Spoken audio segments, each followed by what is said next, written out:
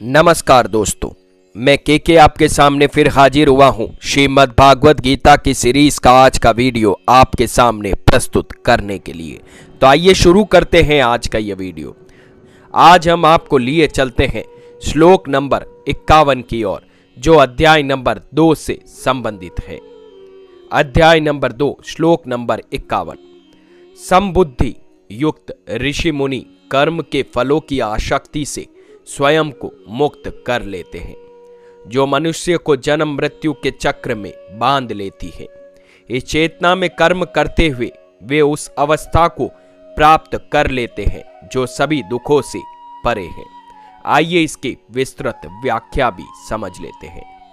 श्री कृष्ण निरंतर फल के प्रति आसक्त हुए बिना कर्म करने के विषय को समझा रहे हैं और कहते हैं कि यह विरक्ति मनुष्य को सुख दुख की अनुभूति से परे की अवस्था में ले जाती है।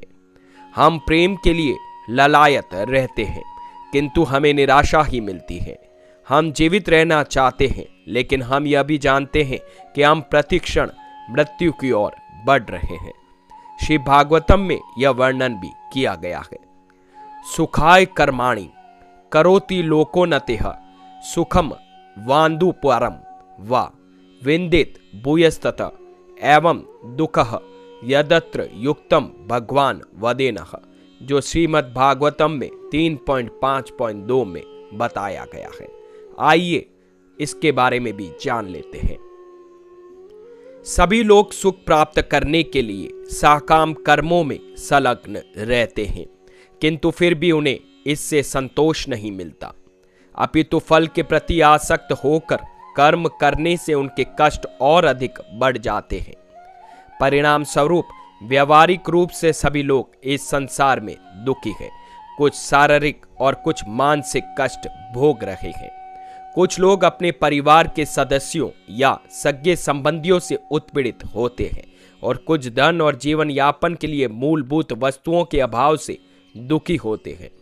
भौतिक सुखों में लिप्त सांसारिक मनोवृत्ति वाले लोग जानते हैं कि वे वास्तव में दुखी हैं, किंतु वे सोचते हैं कि जो अन्य लोग उनसे अधिक समृद्ध हैं वे सुखी होंगे, और इसलिए वे भी सांसारिक सुख सुविधाओं को बढ़ाने की दिशा की ओर निरंतर भागने में लगे रहते हैं। यह अंधी दौड़ अनेक जन्मों तक चलती रहती है और फिर भी सुख की कोई किरण दिखाई नहीं देती।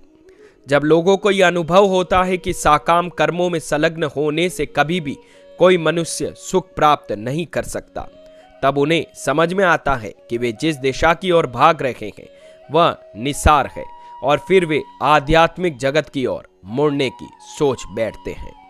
वे बुद्धिमान पुरुष जो आध्यात्मिक ज्ञान से दृढ़ निश्चयी हो जाते हैं और यह जान जाते हैं कि भगवान सभी पदार्थों के भोक्ता है, परिणाम स्वरूप वे अपने कर्मों के प्रति आसक्ति के भाव को त्याग कर सब कुछ भगवान को अर्पित करते हैं और सुख दुख आदि सभी को समान रूप से स्वीकार करते हैं।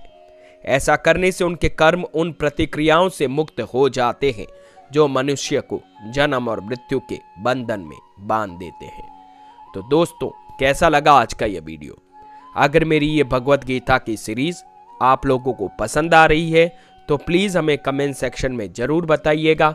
और हाँ, हमारा ये चैनल के सब जानता है आपको कैसा लगता है, प्लीज़ हमें लाइक शेयर और सब्सक्राइब करना ना भूलें। और कल हम फिर मिलेंगे एक और नए श्लोक के साथ में। तब तक के लिए मुझे आज्ञा दीजिएगा।